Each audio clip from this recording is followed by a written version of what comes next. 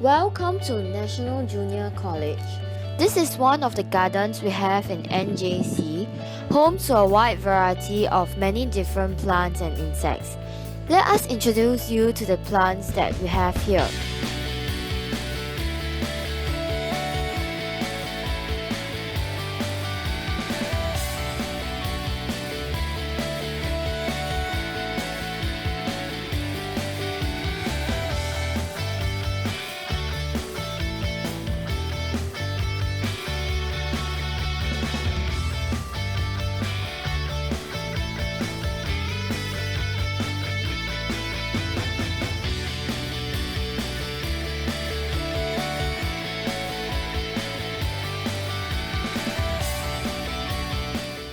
Here we have the Ixora cochini, a dense multi-branched evergreen shrub whose small scarlet flowers are produced almost all year long.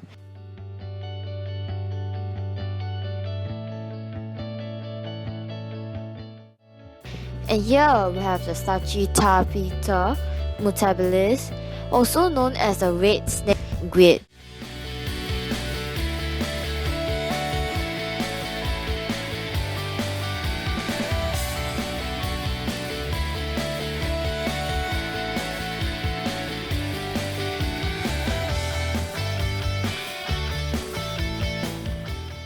But today, we are here to focus on one plant, the Melastoma malabatricum.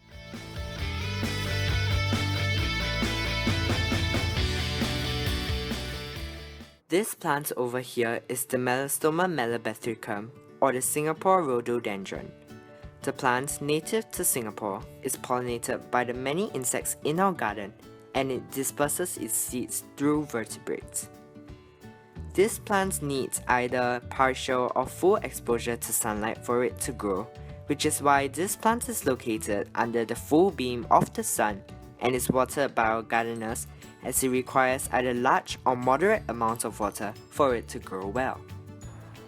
Going into the details of the leaves of the plant, the unifoliate leaves are green and has a rough hairy texture with raised parallel veins. The leaves, attached to the leaf stalk, are shaped like a lens, and the margin of the leaf is entire. The pink or purple flowers of the plants are bisexual and are seen in clusters. It is a very beautiful plant, but sadly, the flowers have a lifespan of only 1 day. This wraps up the details of this plant. We shall now move on to talk more about the relationships between the organisms in this garden. As mentioned earlier, the bees and butterflies help the plant by dispersing its seeds and pollen, thus helping it to reproduce. Other insects like ants and male mosquitoes benefit from the plant by feeding on its leaves and nectar. In addition, there are also snails, slugs, and worms which help in loosening the soil as they move. This might be helpful to the plant as more water might be able to seep into the soil. Dragonflies, which feed on most of the insects in the garden, like caterpillars, mosquitoes, bees, and so on, are also present in our ecosystem. These dragonflies too, however, have predators like the frog. Frogs might possibly be at the top of the food chain in this ecosystem, and they feed on almost all of the insects that can be found here, if not for the birds that prey on the frogs, as well as most of the other organisms in the ecosystem. As you can see, not all of the organisms in this ecosystem feed specifically on the leaves of the plant, although there are some organisms like the caterpillars, snails, worms, and slugs which feed on the leaves of the plant. The worms also feed on decaying roots. There are other various insects like butterflies, bees, and male mosquitoes which feed on the flower nectar of the plant, and ants, and birds which feed on the fruits produced by the plant. Dragonflies, which are also found in the garden, feed on these mosquitoes, butterflies, bees, and ants. The frogs, which has the second most number of prey from the ecosystem, feed on all of the organisms that we mentioned earlier, with the exception of the birds, bees, and ants.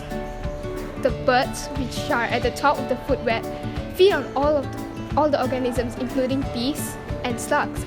These organisms in turn provide the plant with carbon dioxide, which plants use with sunlight and water to produce food.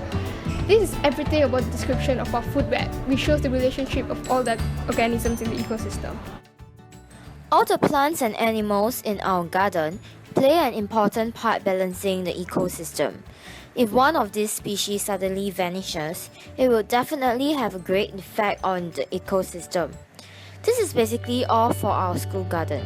We hope you enjoyed our talk and learned a thing or two. Thank you!